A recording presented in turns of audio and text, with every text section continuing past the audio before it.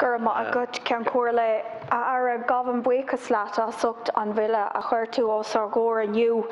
And we know that the accredited grades system, it has caused a huge amount of anxiety for students and parents. We know that in unprecedented times and events that students were discommoded, and that it was a very difficult time, expecting them to adjust to the whole process. But I do want to commend, the high calibre of teachers that we have in this state, and I feel that they just don't get enough credit for the fantastic work they do in encouraging pupils and supporting pupils and going well and truly above the call of duty most of the time in our schools. So that needs to be said here today, firstly, as somebody who spent time in the education system and having worked with fantastic teachers and having been inspired by great teachers at national school and at also secondary school. It's so important, and I feel that certainly that needs to be acknowledged here as well as we're speaking on an education bill today.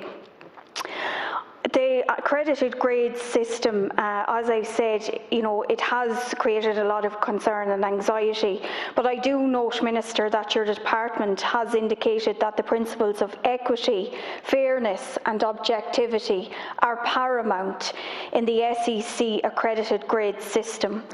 One would hope that these principles would apply at all times and not just during these exceptional times that we're in.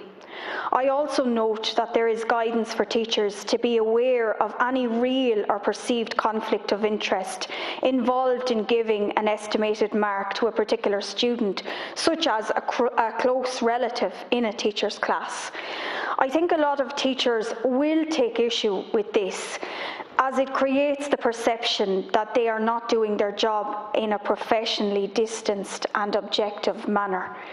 I'm glad to see, however, that there is an emphasis on the guidance for the grading process on reasonable accommodations for students with special educational needs.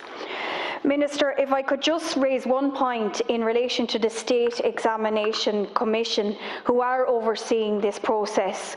I recently engaged with your department on behalf of a constituent in the Tullamore area who was correcting for the Leaving Cert in 2019 and was invited again by the State Examination Commission to correct again this year.